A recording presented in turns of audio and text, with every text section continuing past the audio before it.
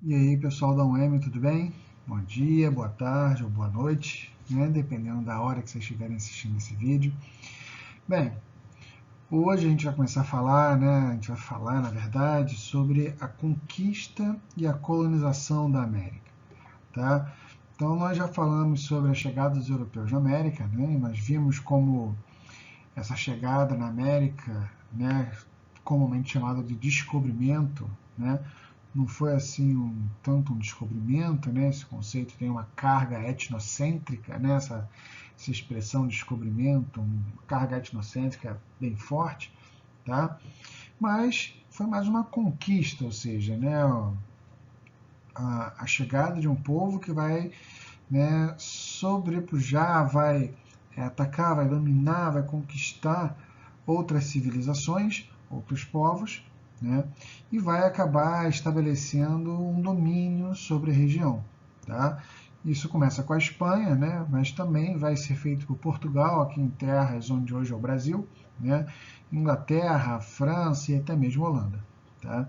Então a gente vai falar um pouco desses processos, tá, de dominação e eventualmente de aculturamento, né, desses povos e mesmo, né, alguns, né, estudiosos chegam a falar quase que num genocídio, né, apesar de a gente não ir muito por essa área nessa aula daqui. Bem, então a nossa parte 1, né, que é a parte dessa nossa primeira aula, né, sobre isso, tá? A gente vai falar basicamente da conquista espanhola e da colonização espanhola na América. Tá?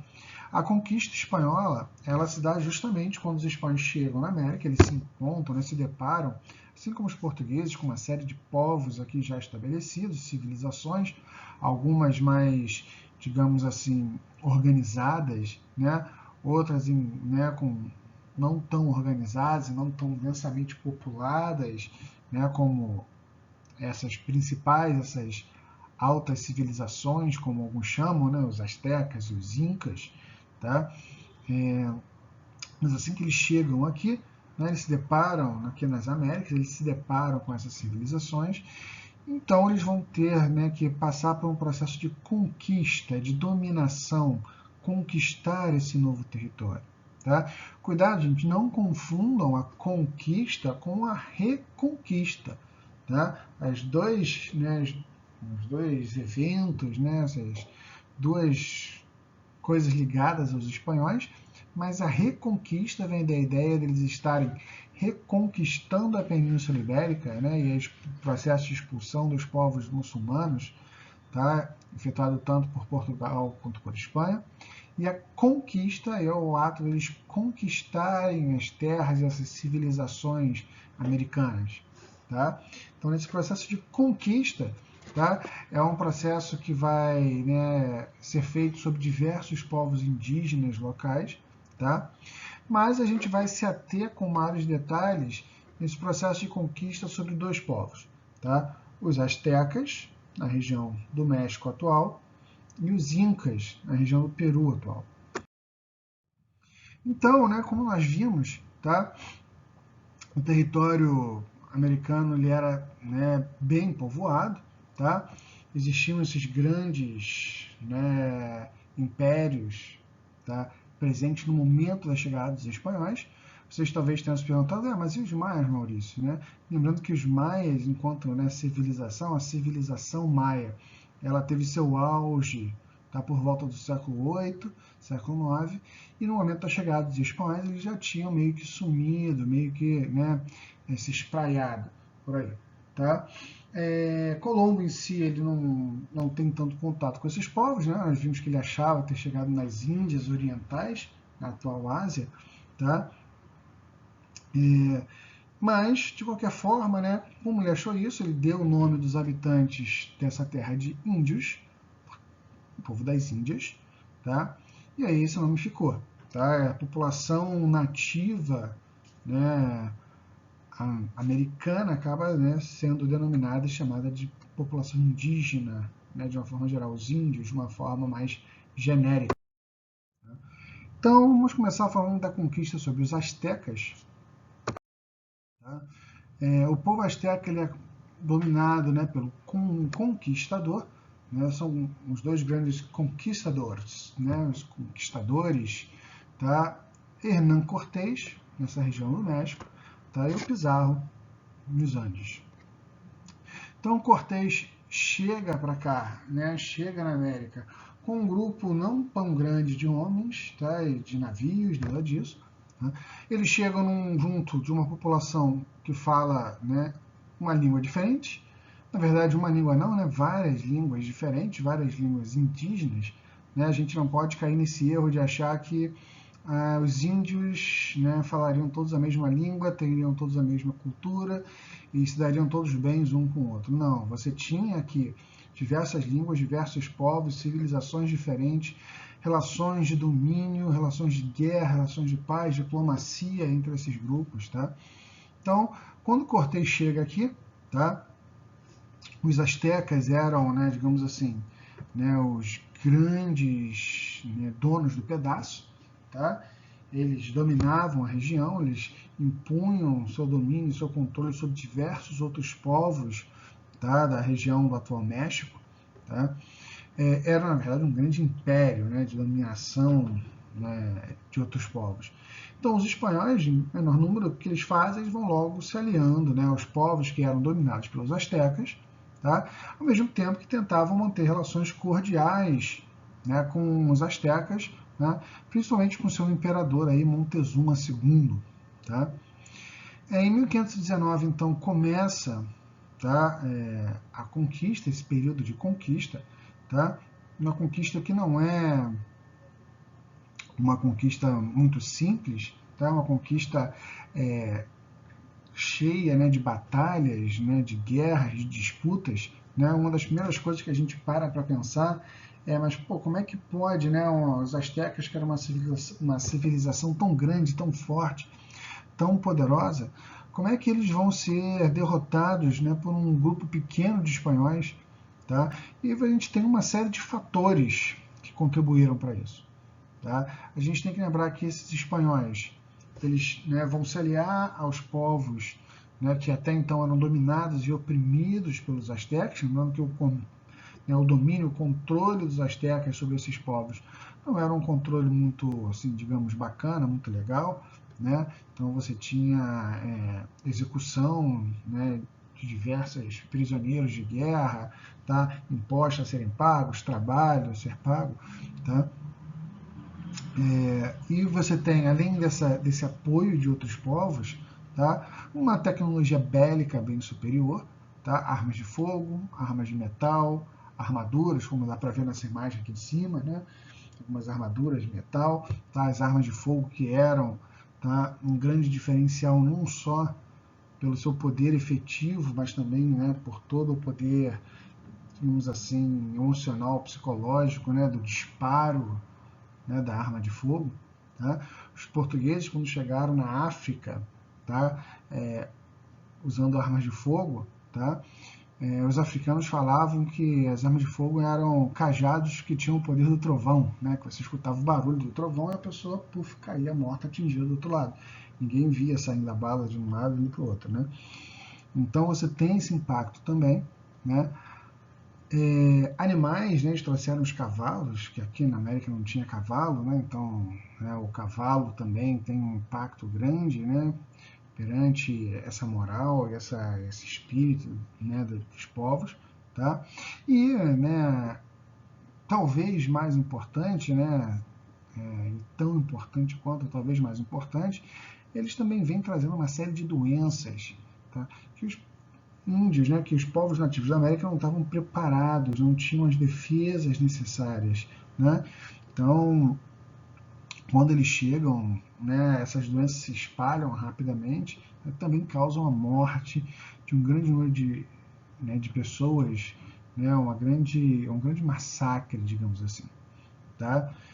Então, os espanhóis chegam, você tem, né, vários grupos, né, linguísticos diferentes.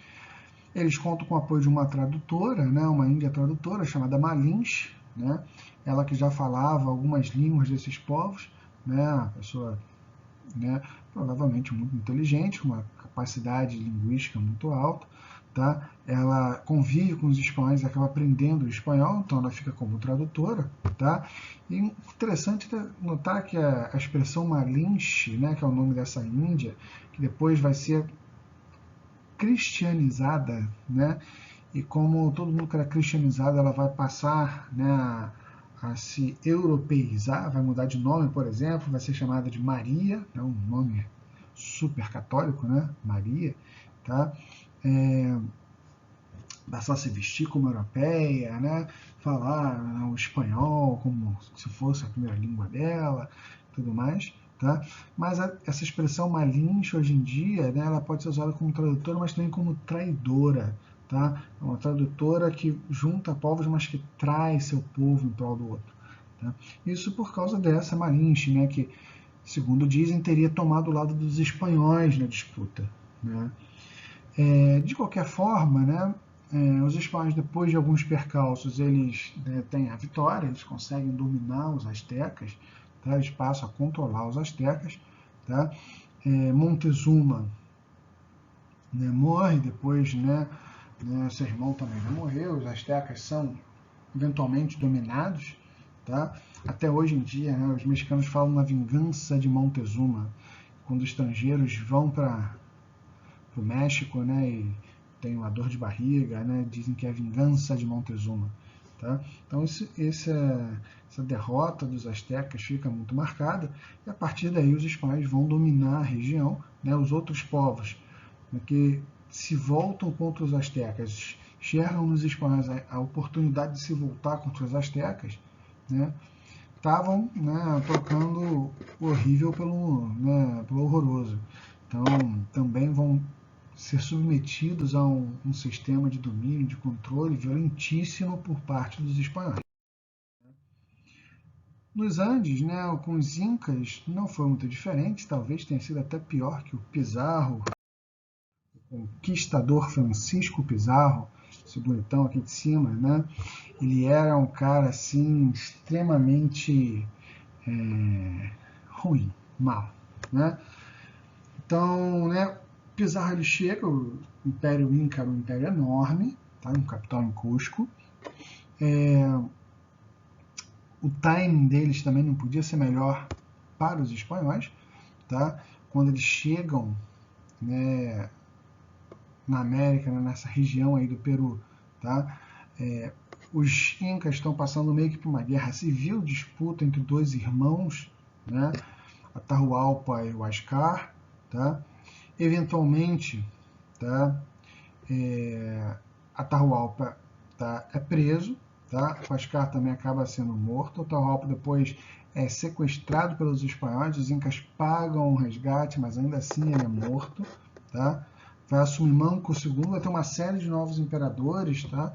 Que vão sendo, né, derrotados, assassinados, vão perdendo espaço, perdendo controle das suas regiões, tá? Até que em 1572, tá, morre Tupac Amaru, né, dito último imperador inca, já sem controle do império. O Império Inca já tinha sido dominado pelos espanhóis, pelo Pizarro. Tá?